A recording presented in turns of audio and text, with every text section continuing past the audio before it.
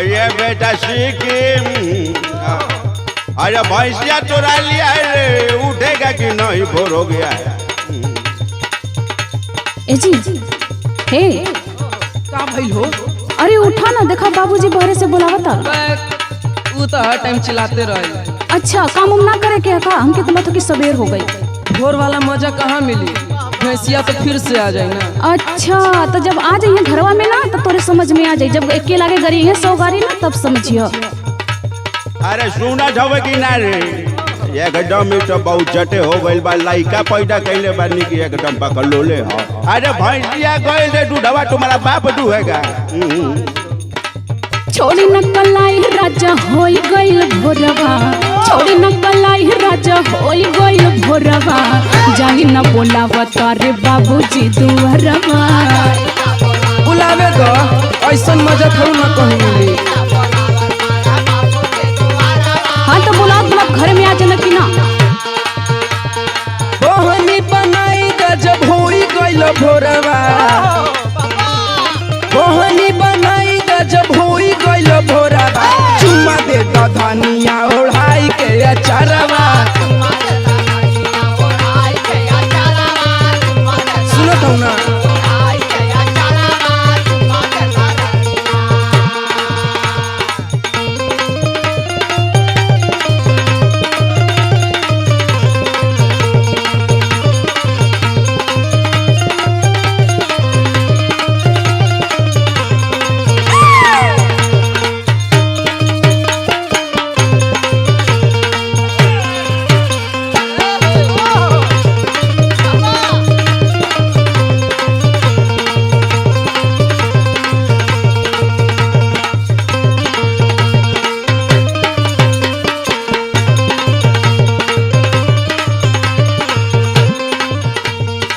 हाँ तो ना जाइबा नो, तो बुढ़ऊ इतना डिड़ियात हो ना, सब जाग जाई। और सब जागे तो हमार कपार नोचे लगी।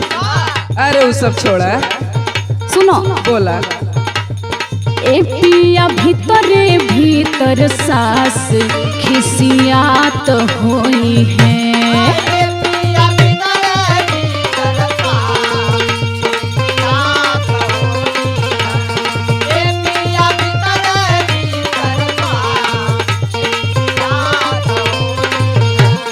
बड़कू बंद के बाड़ी देख के चिहात होई है।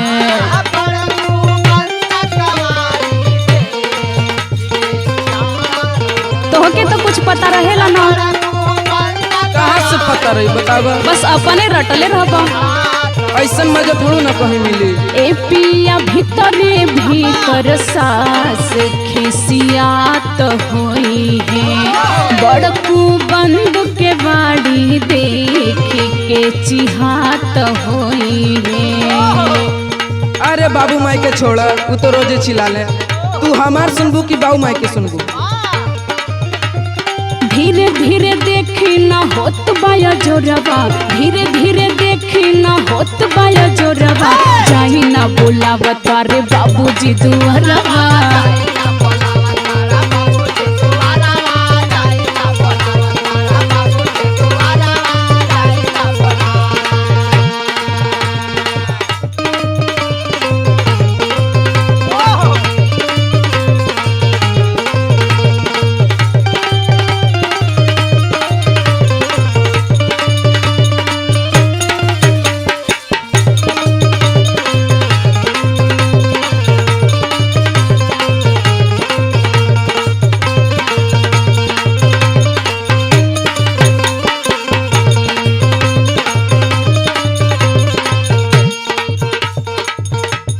आज हम कहीं ना जाए।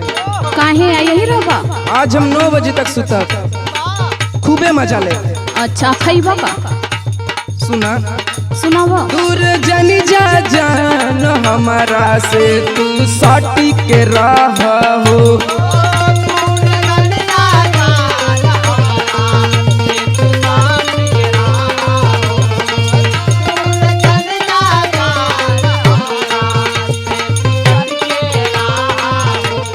मानसिकिया के तू बात जानी हाथी के राह हो।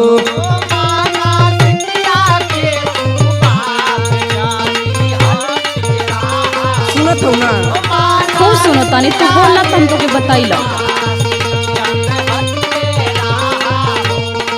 दूर जनी जा जान हमारा से तू सटी के रहा हो, मानसिकिया के तू बाती जानी हती के रहा हो।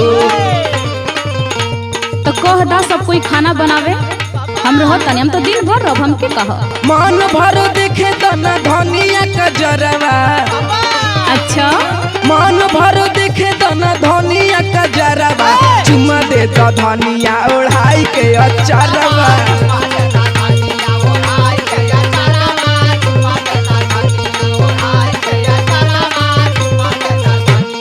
जाई ना बोलावता रे बाबूजी दुहरवा, चुमा दे तो धनिया ओढ़ाई के अचारवा। जाई ना बोलावता रे बाबूजी दुहरवा, चुमा दे तो धनिया ओढ़ाई के अचारवा। जाई ना बोलावता रे बाबूजी दुहरवा।